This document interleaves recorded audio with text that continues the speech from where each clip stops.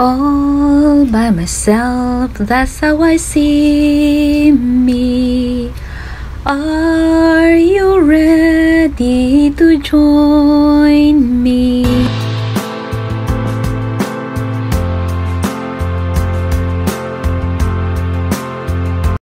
That's the beach. I'm going there.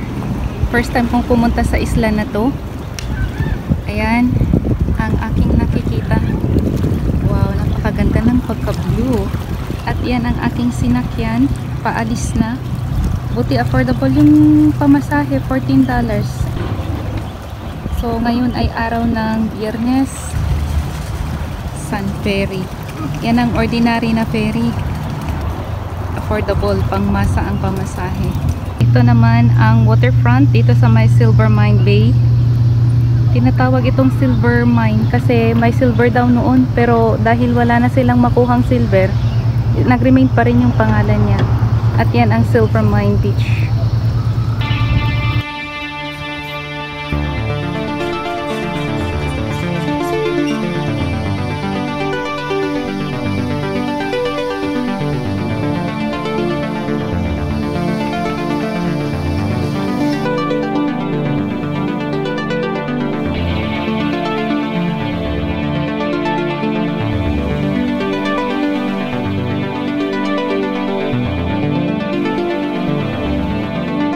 Meron din po tayong Silver Mine Beach Resort. Ngayong umaga, close pa po sila. Alas 6 daw sila magbubukas. Buti na lang may baon ako dito. May renovation sa isang parte ng beach, pero may ginawa silang daanan ng mga pedestrian. So, dun lamang po pwedeng dumaan. At gusto ko rin ipakita, may toilet and changing room dito para sa masa. Galing ako dyan, may mga nag-field trip na mga bata outing yata nila may dala-dala sila. Tapos ito, may isa ding grupo dito. At least hindi sila masyadong maingay dito. Yan, ang gandang pagmasdan, nakaka-relax.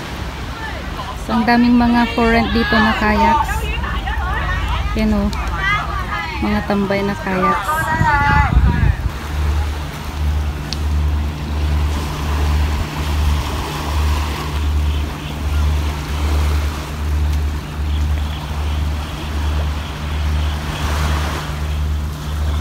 (12:07) noon, walang masyadong naglalakad na tao.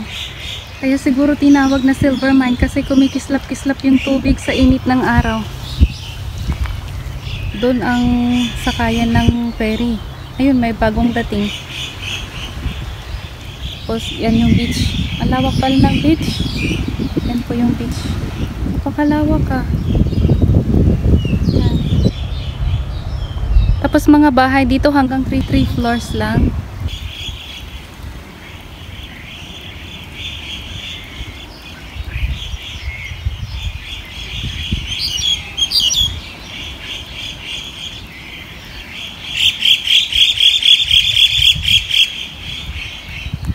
Village part na to Yan daw pa yung papuntang Discovery Bay.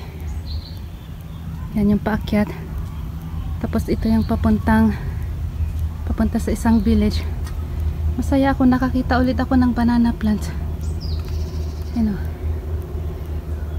Hello po sa ating mga viewers, mga loyal viewers natin sa Philippines at sa ibang bansa, sa mga Pilipino na nasa ibang bansa. Mabuhay po tayong lahat.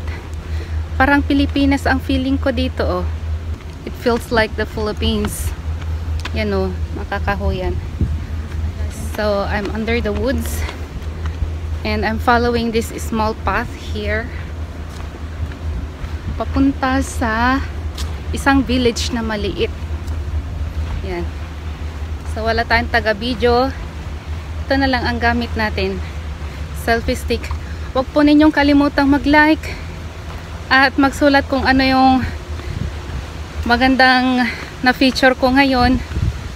Basta mag-comment lang po kayo para mabalikan ko po kayo. Wow. May mga bato-batuhan dito Yeah, those rocky.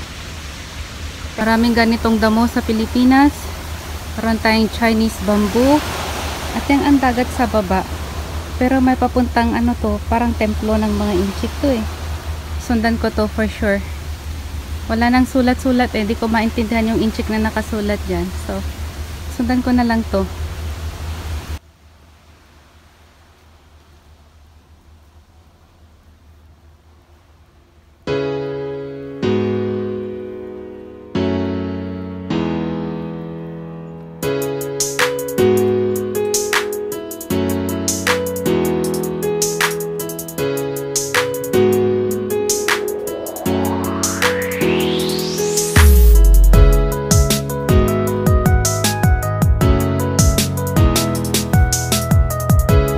Sulit ang paglalakad ko dito kasi ayun oh, nabuksan na yung tuktok ng bundok. Kanina natakpan ng ulap. Ayun, natakpan pa rin pero at least kitang kita na. Yan yung beach kung saan ako galing. Tapos lakad pa more.